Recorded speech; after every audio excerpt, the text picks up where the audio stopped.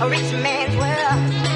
I have turned the song of this You're listening to the Breakdown Podcast, presented by Fleet Flipper Highlights. a rich man's world. I have turned the song of this beautiful land, but Welcome to another episode of the Breakdown Podcast presented by Fleet Flicker Highlights. I'm your host, Wade Rainey, joined by once again just one co-host today, Pal Patel. Tyler is sick, and that's partially the reason we were not able to release an episode on Monday. There were some work commitments, and T-Bush was still battling that illness. So he's out for today, but we're back. Here to bring you all the biggest headlines from the last few days in the world of sports. Let's start off as we so often do with the NFL. We had a game on Monday that I think told us a lot about the NFC Playoff Picture, if you want to get into that. Yeah, so then the Niners beat the Cardinals 38-10. They didn't really struggle. The Cardinals failed to put up a real fight after halftime, and we really saw the Niners slice them up a few different ways. What about those 49ers playmakers? Which one of them do you think played the best? I mean, I think Kittle has to be up there. Christian McCaffrey was on display all day as well. But you know who I'm going to single out is actually Jimmy Garoppolo, because I think he catches a lot of flack, sometimes deservedly, but he played very, very well on Monday, and I'm going to give him his flowers for that. I like that pick. He definitely had one of his better games back. Finished with 4 touchdowns and 200 yards to go along with that. My personal pick is George Kittle. He only had 4 catches, but 2 of them were touchdowns. And he really had his best game of the year, especially when it comes to finding the end zone. He's kind of struggled this year. I mean, he's definitely been an elite, NFL tight end, but he hasn't been as impactful in the passing game as he typically is. He's failed to get more than 8 catches in a game this year. He's only done that once. He's only gotten more than 5 catches this year twice, and he's only had 4 touchdowns all year. So it was nice to see him kind of get rolling. Yeah, and I think the time has come for the Chargers the Cardinals, maybe to pack it up a little bit. Granted, Kyler Murray was hurt, and DeAndre Hopkins still played very well. Surprisingly, they got a very, very decent game out of Colt McCoy, and then Greg Dortch, career day for that young wide receiver. 9 catches, 103 yards. But yeah, at times, the Cardinals, they looked a little bit, I mean, for most of the game, they looked a lot disjointed. It didn't seem like the ideas were quite there. Trace McSorley even got a run at the end of the game. I just think that without Kyler, this team does lack that, danger that the Cardinals usually have on offense, especially now that DeAndre Hopkins has been back. And I mean, they're sitting there at 4-7. They've had a rather tough month, I would say. They lost to the Vikings, Seahawks, and now the 49ers. They did get a win against the Rams in there, but looking ahead against the Chargers and Patriots, where do you kind of see them? Yeah, I mean, it's 2 more tough games. Especially if they have to go to New England, which I'm not sure if they do. They don't. They play New England at home. Okay. Well, that might be okay. But those are two good football teams that they'll be coming up against, and those are 2 games that I think at this point you start talking about you start talking about needing to win out almost here for for Arizona.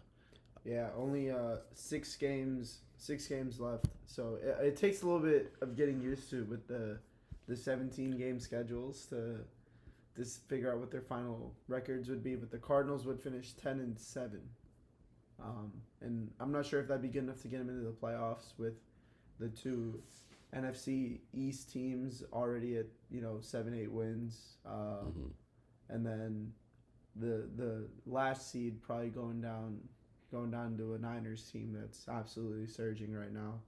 But we have a lot of football to talk. Besides just this Monday night matchup. Yeah, I mean, the 49ers, that win takes them even with the Seahawks atop the NFC West. So let's hop into the NFC Playoff Picture. Obviously, at the top, you've got the Eagles, you've got the Vikings, who are 8-2 with a negative point differential. So you maybe will see them start to slide if stuff catches up to them. Granted, their 2 losses, which they got blown out, are to 2 very good teams, but still definitely something to look out for. I mean, the Vikings, they beat the Bills. It's kind of an enigma team, I think, right now. And once again, it boils down to Kirk Cousins, in my opinion. 100%. Just 100%. not playing well enough. Just can't. Not yet. But I guess this year now he has shown us that he can win Minnesota a big game. In Buffalo, that's no small feat. But definitely a little bit of luck involved in that one win, and I think that we're seeing more gaps and just I don't know what it is, but it just seems like there's something missing in this Vikings team where they don't have the same guile that other teams kind of have. Where even the Niners right now is sitting there at 6-4, and I'm more scared of them than I am the Vikings. Even though the Vikings also have a plethora of offensive weapons that can hurt you multiple ways. They have a running back that we thought was second to none except for Christian McCaffrey. Dalvin Cook is still a beast. Justin Jefferson is a monster. I mean, Thielen is a very reliable wide receiver. They add Hawkinson to that mix, and he's been an instant impact kind of guy. And like with this Vikings team, like you said, they have a negative point differential. I mean, we're 10 games in the year. That kind of stuff is not good. So do you think the teams below the Vikings have a reason to think that they're just as good? Like, I mean, right now it's San Francisco, Tampa, and Dallas right beneath Minnesota. Do those 3 teams, I mean, Dallas definitely, but do San Francisco and Tampa, do they have a reason to think they're as good as Minnesota, or does Minnesota's record still kind of show you that they're better? I think from what we've seen this year is that no team is good enough to sort of write off anybody. And especially once you get into the playoffs and you have a team that's as talented as the 49ers, and you have, the Dallas Cowboys who've already blown out the Vikings. You have the New York Giants, the Seattle Seahawks, the Tampa Bay Buccaneers. These are football teams that you're not going to want to play come January for whatever reason, if you're the Minnesota Vikings, especially with so far your track record against good teams. Historically, maybe not this year, but historically. I mean, what I will say is that like looking at the playoff picture, every single one of these teams, except for maybe the Patriots, I would say on the AFC side, I could see putting something together and making a run deep into the playoffs. That's just how the NFL has been this year. Yeah, I mean, I know that you talked about the AFC at the end right there, but just to talk about that NFC a little bit more, just something interesting to think about is San Francisco's 6-4 right now, but they've played 4 division games already. The Giants are 7-3 right now, 1 game back, and they've only played 1 division game. The Giants have. So I think that the Giants, especially with the NFC East being so tough this year, I just think that those division games are going to be a lot harder than the rest of their games have been so far. And I just think that, like, if we are to have a Arizona Cardinals of this year type of team, the Giants are very well set up to play that role. Yeah, my one thing with the Giants is that, I mean, they don't like they've beaten like a couple of good teams. Mm-hmm. It's an interesting mix of results that they have. They've shown that they've been able to win close games, Right. but they're in too many of them, and they haven't been able to beat good teams consistently. And that offense, we got to talk about that. If we're talking about the Giants and their struggles, we got to bring up that offense. I mean, we were previewing this game, picking it, and something that we kind of focused on was the fact that this Lions defense is one of the worst, if not the worst, in the NFL. And we kind of anticipate this to be a tune-up game for this Giants office, a game for them to kind of figure out what works, what doesn't, and give them a chance to kind of stretch their wings out, and they came out flat-footed. Saquon Barkley had an awful game, and the Giants lost, in a pretty embarrassing fashion to the Lions at home, and Daniel Jones was not the problem there. And I know that we've spent a lot of time talking about Daniel Jones. He had a great game, and I really think that it's time to seriously talk about this Giants team, and realize their problems go just beyond the quarterback position as well. And I admit that. I want to hear what you think about that, Wade. Yeah, I mean, we're gonna see in the next 4 games, 4 straight divisional matchups for the New York Giants. Yeah, starting with the Thanksgiving, that'll be a great one. Yeah, Thanksgiving against the Cowboys. Mm-hmm. Those 4 games, that's where you get tested, is in your division. Who do they play twice? The Commanders. Okay. Commanders twice, but yeah, Cowboys, Commanders, Eagles is their next 3, and it's a very tough stretch right now in the NFL. So we'll see if the Giants are able to get back on their feet. They don't really have time to reel. They need to recover quickly and play, football that inspires some more confidence in them from their fans. And I'm not convinced. They're 7-3, but much like the other New York team with a good record, I'm not convinced. That is one of our Thursday night matchups.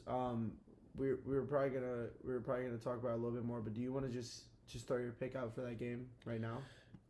Yeah, I mean, I got the Cowboys. The Cowboys on Thanksgiving. At home, of course. It's a tough place to play. Mm-hmm. And I mean, I just don't see the train slowing down in Dallas after what they just did to the Vikings. Yeah. Something about this Cowboys team I like is the way that they've been able to manage Tony Pollard and Zeke.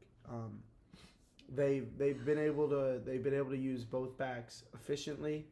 Although Zeke doesn't have the same production, his impact is still definitely there. He gets those short yardage situations. He is still an effective running back. And Tony Pollard adds a receiving element as well. So I think that the way the Cowboys have been able to blend those, it's been well, and it's been able to help, take the pressure off Dak, take the pressure off CD as well. Since the Cowboys really don't have a lot of receiving depth. Yeah, well, when Odell Beckham signs for him, they will. Yeah, I mean, this is the game that determines where Odell Beckham goes, right? That's what it's shaping up to be. The Odell Beckham Bowl. Yeah, the two 7-3 NFC East teams fighting it out to see who gets to sign Odell Beckham Jr. And yeah, I know you said that the Cowboys will win this game, and you think that OBJ is also going there as well. So yeah, we'll see. I still think he goes to the Giants out of nostalgia, I guess. But I do think the Cowboys will win. They're trending in the right direction, but I expect this to be close. The line was, it opened at like 8 or something like that, and I just don't think a Thanksgiving Day game will be so close. Won't be so close. Yeah. Moving over to the AFC, I think we can agree on the fact that the Chiefs have solidified themselves as the best team in that division. There was obviously talk about Buffalo earlier this year. Yeah. They've I think sort Miami of fallen out of favor. right now. I mean, I feel like I would rather not play Miami than play the Bills. I mean, certainly over this past few weeks, Miami's looked terrifying. Yeah, I still have to go with the Chiefs and Patrick Mahomes just because of winning pedigree. They've done it before. Yeah. I remain, like the Dolphins are 7-3. It's been very impressive, and this is like a ridiculous knock to make on someone. But I mean, Tua, he hasn't done it in the playoffs in the NFL yet, and that's like where you have to make your money. People still, are in doubt on whether you should pay Lamar Jackson because of exactly that. I think you should pay him, but that's why like what have you done for me lately? Tua Tagovailoa, nothing in the playoffs. But it's shaping up to be a wide open AFC. Just looking at this, Yeah. The big overall kind of I guess loser in this would be the Jets. They now sit outside the top wild card spots. They're tied with the Patriots and Cincinnati, who hold the last two playoff spots. But after that loss against New England this past weekend and Cincinnati's win against Pittsburgh, they're the ones that are outside looking in. Do you think it stays like this come playoff time, or do the Jets make a run? No. Or the Chargers. I mean, the Chargers are 5-5 right back there. Yeah, the Jets aren't going to make the playoffs. Not as long as Zach Wilson is their starting quarterback. That quote was horrendous. Yeah. You can't say And if you want to look at how a real quarterback leads, you just look to Justin Fields, who blamed himself even after playing through a dislocated shoulder. Yeah, he got hurt in their game this past weekend. Still was able to be a better leader than Zach Wilson. Zach Wilson has lost the locker room. The Jets are not going to make the playoffs. I like the Chargers to make the playoffs over one of the Bengals and the Patriots. Is what I'll say. Which one of those teams it will be, I do not know. The Chargers will make the playoffs over one of them, and then the other one will make the playoffs as well of those two. Well, if you're throwing it up between the Bengals and the Patriots towards the end of the year, I think the Bengals might have a slight advantage when it comes to who they play, because the Patriots still have to play the Bills twice. Yeah. They have to play. They still have to play in Minnesota this upcoming weekend, and then they also have Miami. And actually, these two teams will play each other during the penultimate weekend. And that could be a game with some huge playoff implications. Yeah, but I mean, the Bengals' schedule is no joke either. They still have to play Tennessee, Buffalo, Baltimore, Kansas City, and so I mean, I think that the AFC race will also be very close between those three teams. I think the Patriots don't make it. I just don't think they have enough. And I mean, if we're gonna talk about the Jets defense not being good, I mean that Patriots defense also had that Patriots offense also had 3 points. So definitely not all, good in New England either. Yeah, but I mean, we're getting down. There's only a few weeks left in this season. Yeah, and in those toss-up games, you take Bill Belichick. I mean, I feel like that's versus if you're looking at the Jets and the Patriots, what advantage do the Patriots have? Well, we found out on Sunday. It's the special team and the coaching, and they can get it done in the close games. Yeah, only a few weeks left in the NFL season. The playoff picture is starting to solidify. Of course, one of the best days of football of the year is on Thursday, Thanksgiving. A very interesting slate of games. We already talked a little bit about one of them, Giants-Cowboys. That's probably going to be the pick of the bunch for best game of the day, at least in my opinion. Got the divisional rivals, both 7-3, going head to head. But we'll start off with Bills-Lions, 12:30 on Thursday. Lions coming off a big win against that against that Giants team, excuse me. And the Bills play at Ford Field for the second straight week, which is interesting. And, you know, the Lions, they've won 3 straight. They've looked good doing it.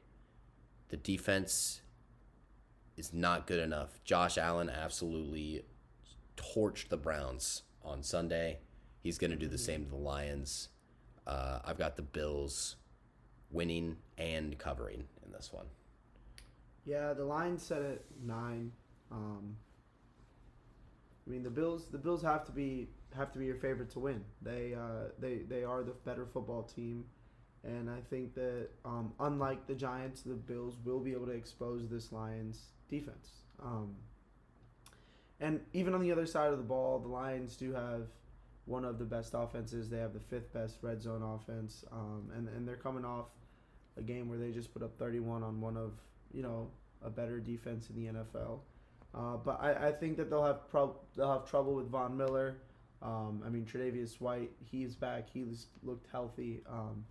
And I think that they'll have their hands full. I expect another heartbreak in Detroit on Thanksgiving. Nothing they're not used to, sadly, over there. Yeah, Giants Cowboys we've already talked a little bit about, but I think one big matchup to watch here is going to be Daniel Jones versus this Cowboys defense. They were absolutely lights out against Minnesota. Micah Parsons proving why he's one of the best players regardless of position in the NFL. Trayvon Diggs. Diggs, bro. Trayvon Diggs. He's had a great run. Starting to shed the reputation of that sort of boomer bust corner. He's done that this whole year. Becoming a true shutdown guy. He has. He hasn't given up a touchdown this year. No one's went off for more than, I think it's 4 catches in a single game against him. I mean, he's been phenomenal this year. He's turned into a true number 1 lockdown corner. And I didn't expect that coming in the year. I thought that he had a lot of problems to fix, and it looks like he was definitely able to fix it. And I think that he will pose a lot of problems for Daniel Jones. This isn't my lock of the week or anything, but I just think that it's more likely than not that he finishes this game with a pick. Yeah, I mean, I've got the Cowboys in this one. I think it'll be close, though. I think the Giants keep this one within reach. I agree. Especially if Saquon figures it out. True. And then the last game, the nightcap, which is not what fans of one of these teams will want to hear. Patriots, Vikings. Vikings only 2.5-point favorites at home. You've got Kirk Cousins in prime time coming off a bad loss to the Cowboys. I'm going to be honest. Looking at this matchup in a vacuum, I would love the Vikings here, but I really, really like Bill Belichick to come in and capitalize on Kirk Cousins, who is very, very short on confidence right now, and come in and just have the defense dominate. Yeah, I mean, what better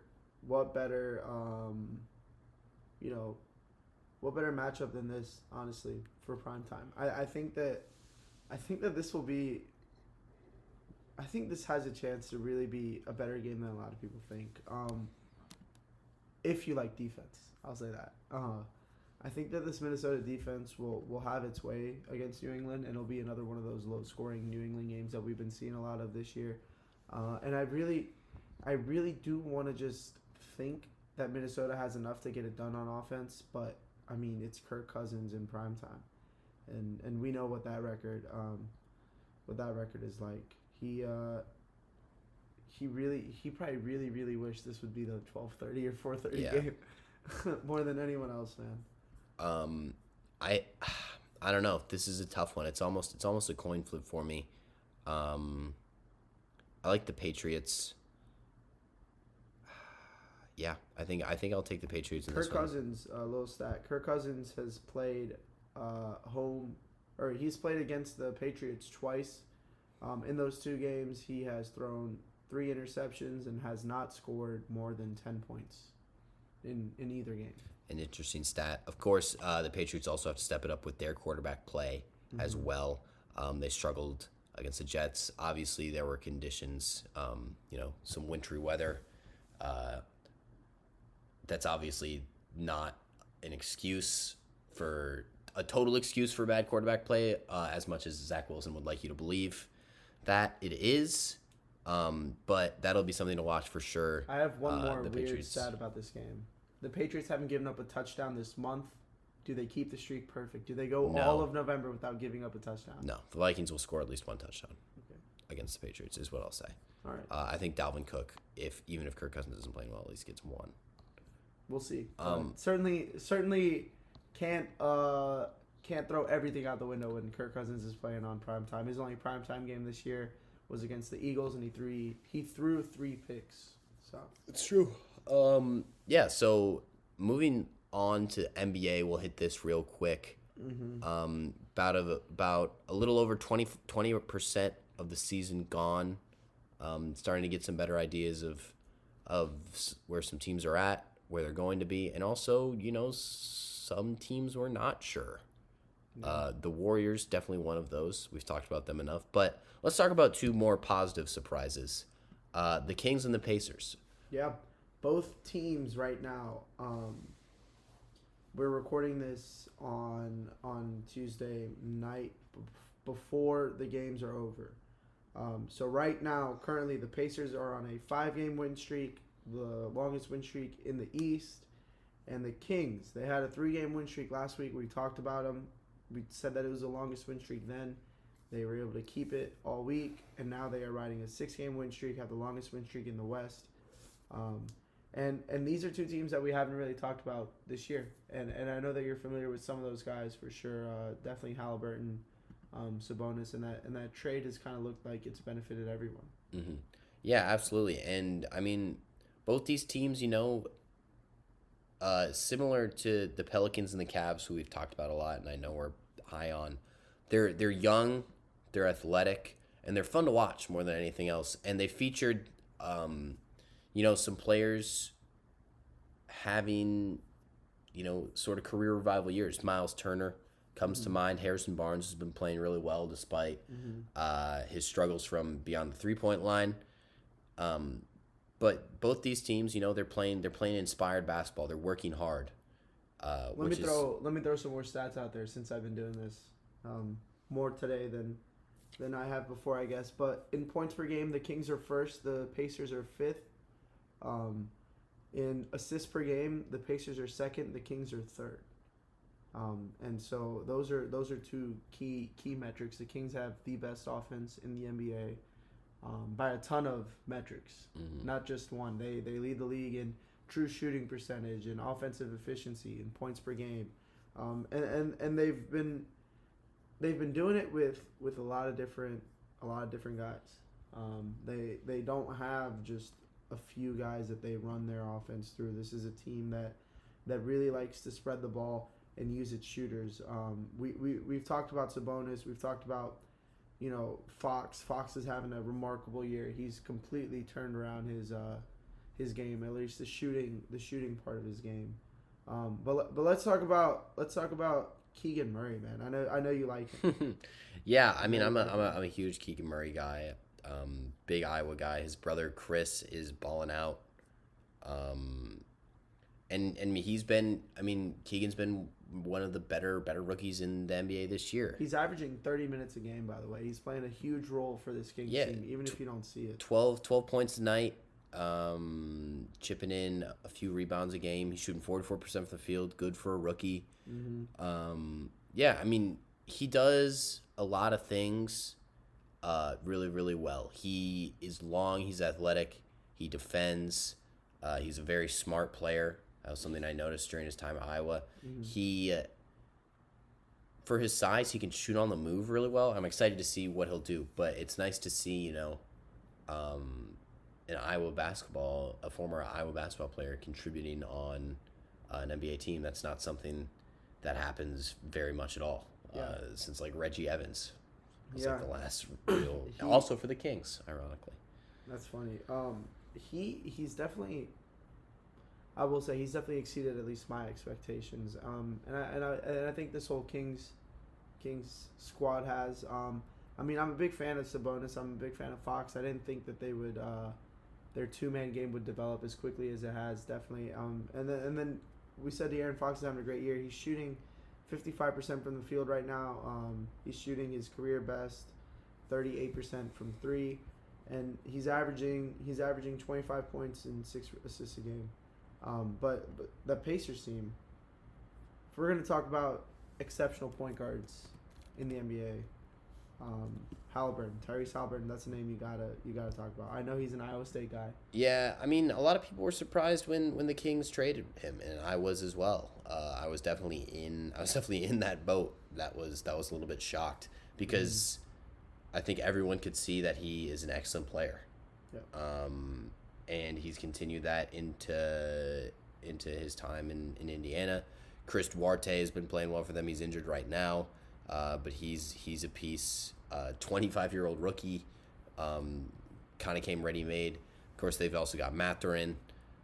Mathurin's been exceptional off the bench. I know I gave him a shout way earlier in the history of this podcast. I guess this is like one of the first episodes we talked about him because we were talking about rookies. And he got off to a lightning quick start, but he's definitely kept it up and shown that it's sustainable. Yeah, and I mean they've got a ton of young players on this team, a ton of rookies, just a lot of exciting guys that are balanced nicely by some more stable veteran names. Miles Turner, Buddy Hield, T.J. McConnell's still there. Personally, would you kind of? I know we've heard them. Maybe they've cooled off now, but would you kind of, if you were the GM of the Pacers, buy into the trade, Miles Turner trade? I mean, I think you just have to listen to offers if you're the Pacers, and I think what maybe you have to understand if you're them is this team isn't probably good enough to finish fourth in the East by the end of the year, but what they do have is a very, very good young core, and so if you can get pieces to supplement that core and their development, whether that be draft picks or players, and you believe that you're getting a failed deal from Miles Turner, I say you trade him because this team isn't going to win a title or even win the Eastern Conference. And the same thing is probably true of the Kings. I mean, it's good stories right now. It's nice to see that they're playing well, but at the end of the day, you expect things to balance out.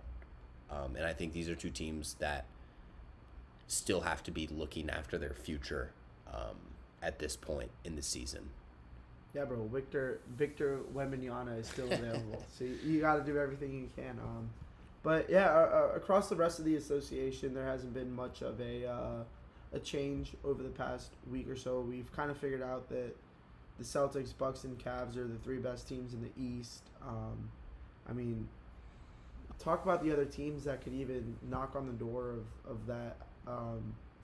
The Heat haven't looked like themselves at all this year. They're having trouble being able to score the ball. They're not moving the ball around as much, and a lot of that has just come from. I want to just say early season struggles. I've been saying it for a while. I don't think that the Heat are a bad team. They have an abysmal road record as well. And then talk about the Sixers. I mean, Harden's out for a few weeks. Maxi's out for a few weeks. Embiid's out for a few games.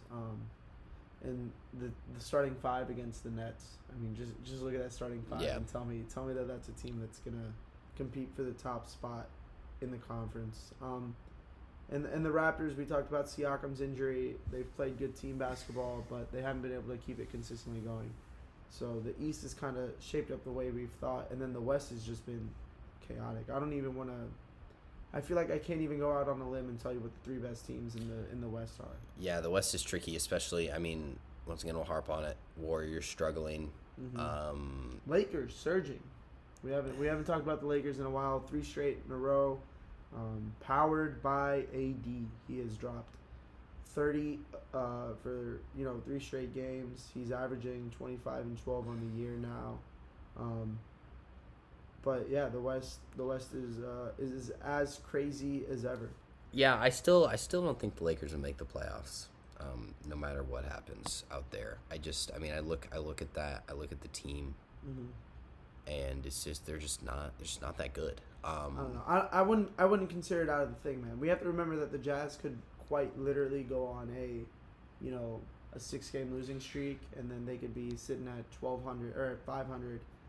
And I think that you could say the same about the Kings. You could say the same about the Mavericks right now. You could say the same about the Timberwolves. You could say the same about the Thunder.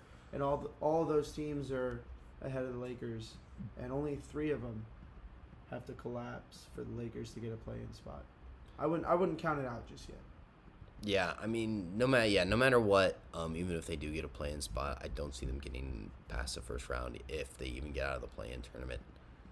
They still, it's just the shooting. I mean, you have to understand that in this day and age, shooting is the name of the game, and I they don't have that. I understand it. I'm just you can't deny the fact that they have won 3 straight basketball games, and they're doing it while they shoot better from the field and better from the 3-point line than they did earlier this year.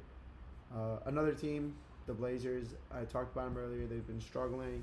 They're 5-5 in their last 10. They started the year 5-2, so they've been struggling with injuries to Dame, and they've had a rather tough schedule. But I still like what I see from them. That defense has looked elite this year.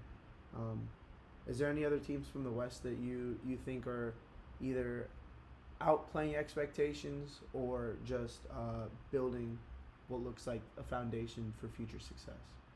I mean, I just think the important thing right now to remember about the West is that it's completely wide open. I think right now you've got probably 5 teams with that could say they have a realistic chance of winning it. The Suns, the Warriors, the Nuggets, the Clippers, and then I think the Grizzlies could all win the West. And no Blazers, no Pelicans. I mean, like when you maybe the Pelicans, but like when you get down to it, those are teams that have had, significant playoff success in the past few years. Yeah, those five are definitely a step above. I don't think that this year you could make the argument for the Pelicans without making the same one, I don't think you can make an argument for the Grizzlies without making the same one for the Pelicans. And I think the Trailblazers as well. They have a lot of guys that, although they haven't played together for very long, they have a lot of guys with experience. Chauncey Billups has had a much better sophomore year as a coach. And I really do like this Portland team. I think they're good. I think they're really good. But that's enough NBA. We definitely have some matchups to look forward to this weekend. The Celtics play the Pelicans on Friday. That's probably the biggest one, I would say, that's coming up. But then also on Friday, if you can, I would tune into the Cavaliers-Bucks game. That'll go a long way in determining how these teams kind of battle it out in the East. Yeah, if they're not too busy watching Iowa, Nebraska, and U.S. England, which is what I will be doing on Friday. Friday night, come on. Speaking of college football, playoff rankings drop tonight on Tuesday. You'll be listening to this on Wednesday, of course. So let's just go through these rankings, talk any surprises. Thought maybe we would sneak in after smoking Tennessee. That is not the case. Louisville is ranked. And I wasn't sure about that until I saw Louisville has the most wins over 7+ win teams in the country, they've been absolutely surging, and they've kind of been the best ACC team outside of Clemson, certainly over the past month and a half, 2 months. Texas is still there. Ole Miss is still there after that fiasco of a performance against Arkansas. North Carolina, their loss against Georgia Tech was pretty disappointing. Yeah, they managed to stay top 20. And North Carolina was still probably technically in the hunt for a playoff spot until that loss. That's the most disappointing thing, because they could have made the same exact the argument that Clemson was making. One loss ACC champ, and they really could have propelled themselves into the top 8 if they had won the ACC championship, and now even with that conference championship. I don't see them making, Yeah. the top 7-8 teams now. Florida State in the spot above North Carolina at 16, staring down Florida with a very good chance to beat them for the first time in a few years. So that's good to see. Notre Dame, very, very impressive story how they clawed their way back in Marcus Freeman's first year as head coach. Excellent recovery from him. I mean, I hate Notre Dame, but I'd like to see him succeed, especially after what Brian Kelly did to that program. So good for Notre Dame. Tennessee drops to 10 after getting absolutely boat raced by the University of South Carolina. The surprises here for me are Clemson at 8. How would you rank them? Let's just I'd have them at above. I'd have them. I'd have them. them. I'd have them at least at 7. Let's just get the rankings out. We got Alabama at 7, Clemson at 8, Oregon at 9. We know what the top 6 are going to be. There's no real debate in those, but how would you rank those 3 right there? The Alabama, Clemson, and Oregon. Yeah. Oregon, Alabama, Clemson. From bottom to top. I would have Clemson at 7, Alabama at 8. And then I would have Oregon at 9. I would have USC 5, LSU 6. I think Alabama's ranked too high. They might be, but I still believe that they're better than Oregon. I think that them being below, I mean, honestly, maybe even swap Alabama and Tennessee. That's what I was saying.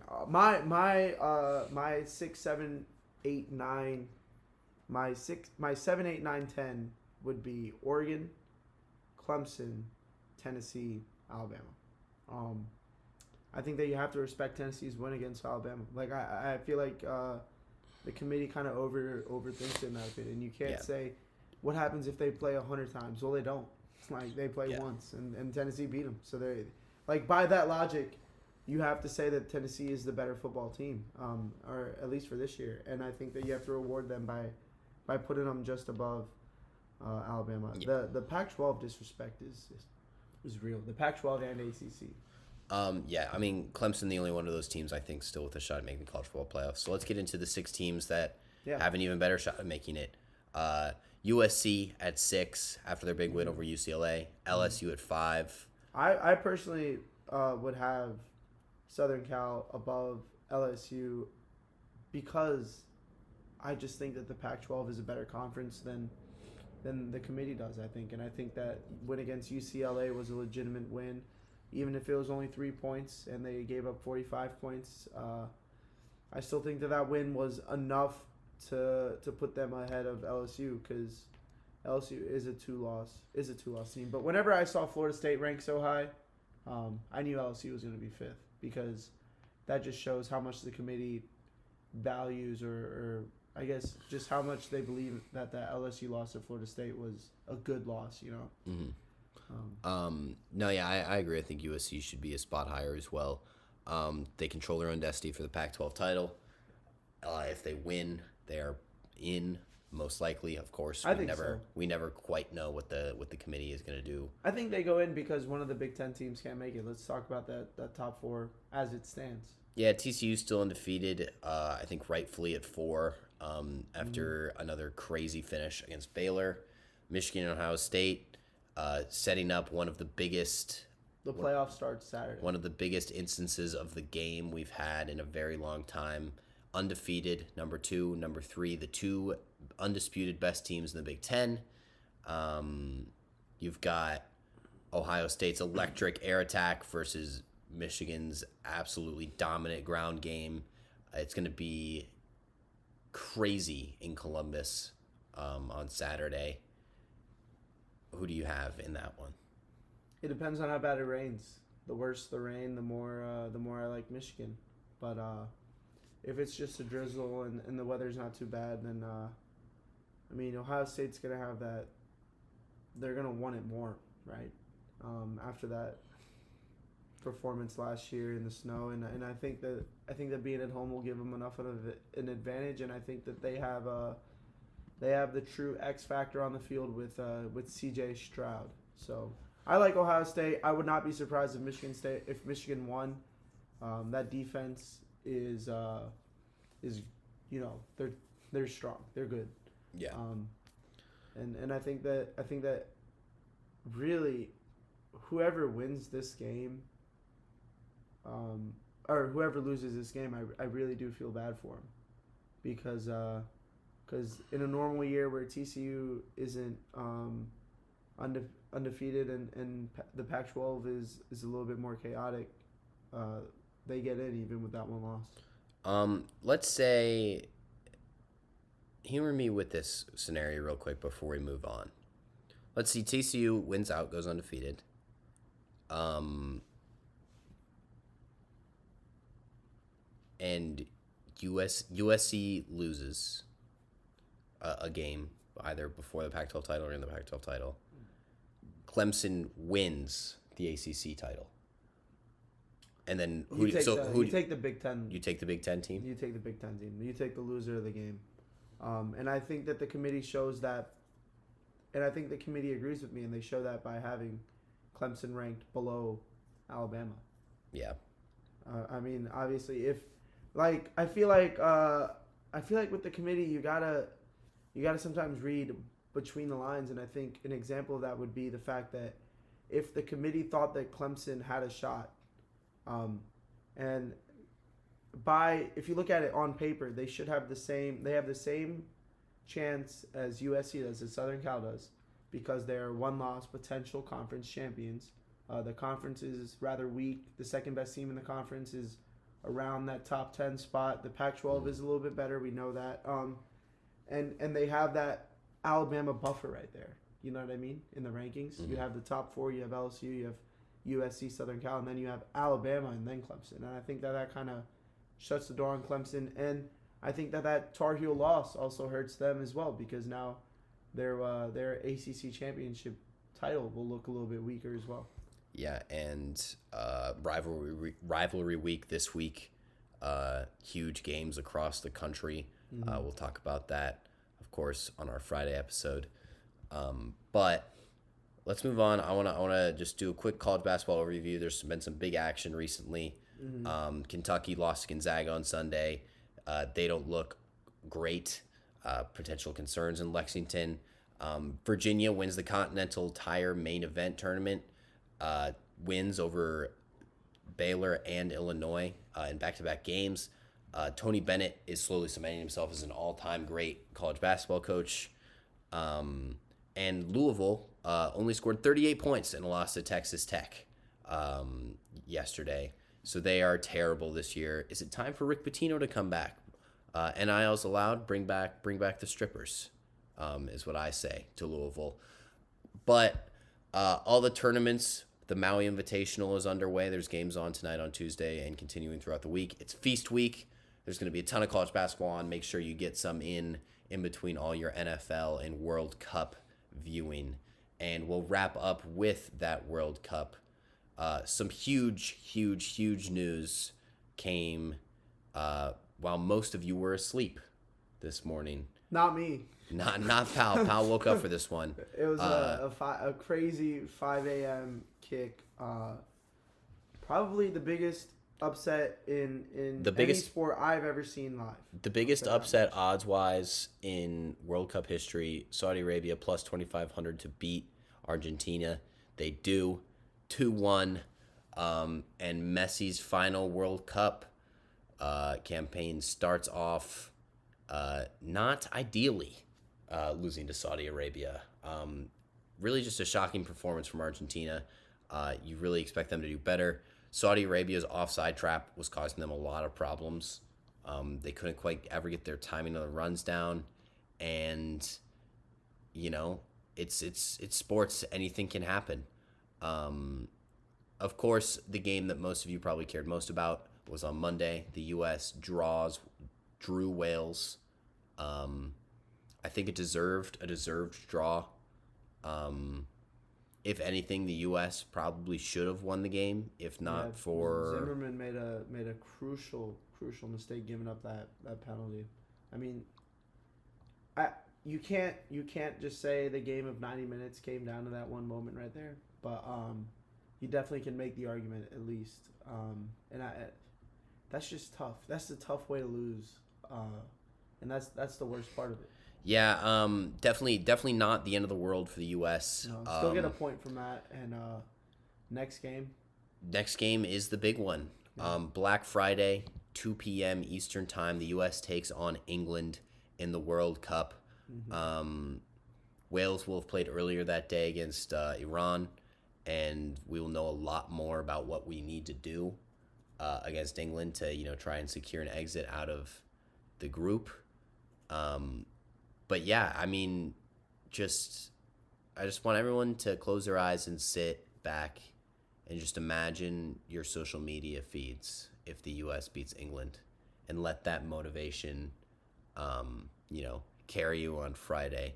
It's going to be a ton of fun. Of course, the World Cup is continuing every day between now and then.